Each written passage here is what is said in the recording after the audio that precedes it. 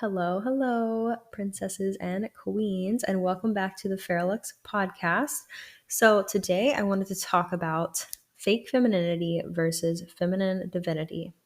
This is a life changing topic. Most of the feminine energy content out there that is being taught on specifically TikTok, I have seen this. I know someone on YouTube, but I don't consume much content anymore other than coaching and support for my mentors. So I don't know what's out there. But what I have seen that's kind of popped up for me is a lot of fake feminine energy teachings.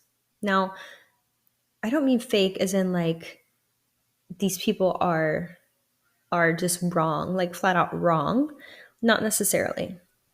But what they're doing is they are teaching, I know that y'all have seen this, they are teaching what you should do in order to appear feminine to others, which is interesting, which is great. I mean, I'm an enjoyer of learning human psychology and how people react to things. But as someone who has done so much work on my own assumptions and inner work and actually leveling up internally, I know that this fake femininity that is being taught as a costume is not truly helpful. And most of the women that I get in private coaching or in group settings who want to be more feminine in their relationship or they desire to date for marriage and attract masculine energy, provider sort of men, they're actually not having any success before they work with me because all of the free content that they're piecing together, or even coaches that they're finding on TikTok or, uh, other social media like Instagram, stuff like that, they're teaching them how to dress up and put on a costume of being a woman, like putting on the costume of a goddess. But it's like it doesn't work because as we know, until you change your inner world, your external world looks the same. It's like if you're breaking out. This is an example. I've witnessed, or I've experienced this myself, and I hate it. It's an awful scenario to go through. So I don't wish this on anyone, but it's like when your skin is breaking out and then you put makeup over it and it hides the redness, but you can still see the breakout underneath. So it's like, okay, it might look good in pictures, but if you're really seeing it in real life, you could tell that the person is breaking out, right? So that's kind of like what this is. Whenever you're not truly, first of all, in your feminine energy whatsoever, but also not doing the actual up leveling and inner work and work on all of your assumptions and changing your identity, you're just putting a costume over the old identity and then dressing it up as this woman that you would assume would get a man to provide for her. This is a step in leveling up, but it's such a small part of it because even if you put that on, you're not behaving as someone or you're not being someone who is up leveled. You're just not. Like, it's going to come through the words that you say, it's going to come through the beliefs that you inevitably speak into existence because that's what we do. If you want to know how someone thinks, just listen to them speak and see the types of limiting things or expansive things that they say.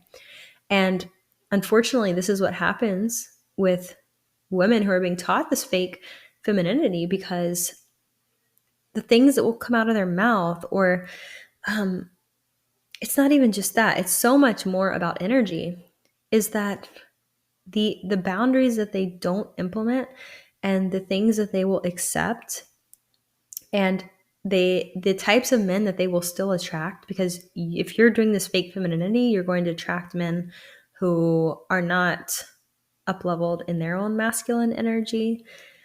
And then you'll wonder, well, why am I not really getting these actual heart-centered, generous, provider masculine men who like want to be a husband and a father and like someone who genuinely is protective over your being as a goddess.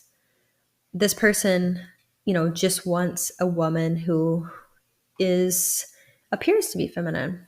And that's probably what you're attracting at that point.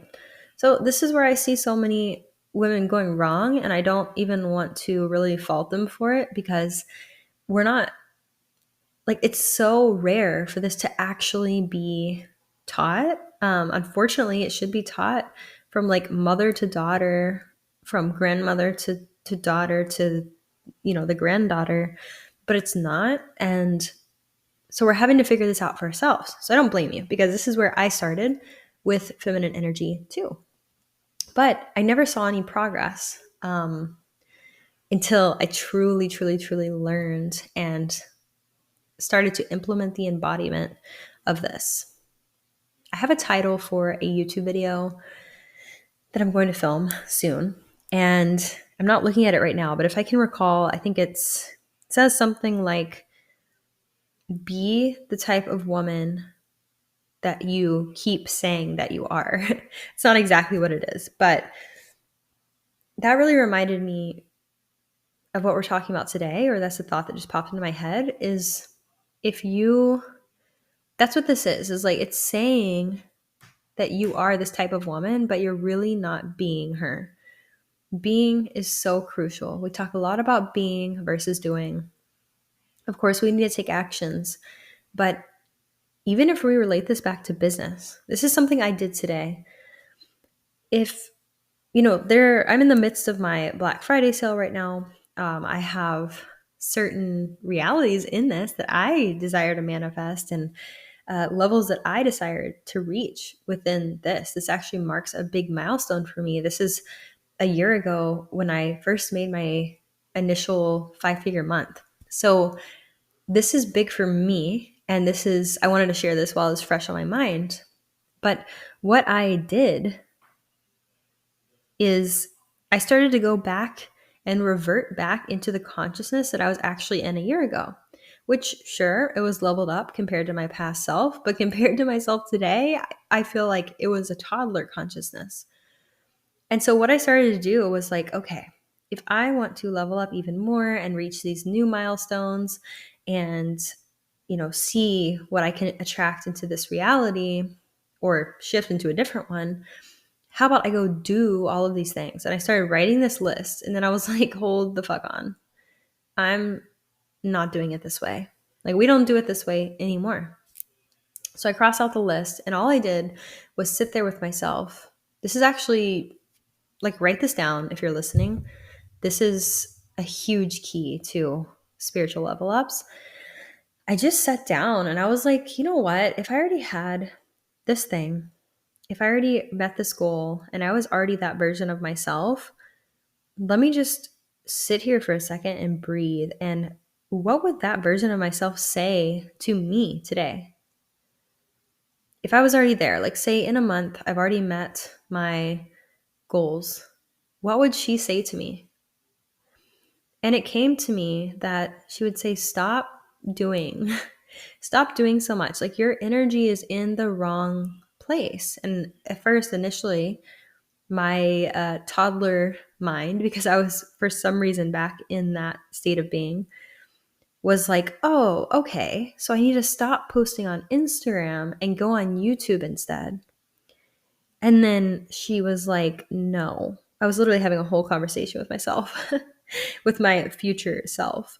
And she was like, no, that is not what you need to do either. You can if you want to, but it's not what is going to change the reality for you.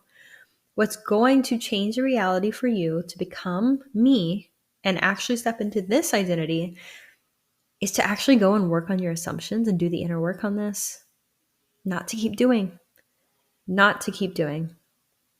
And not to keep doing things, aka going out and trying to date or doing things in your business without doing the inner work, because you're doing it from this fake femininity, or from this,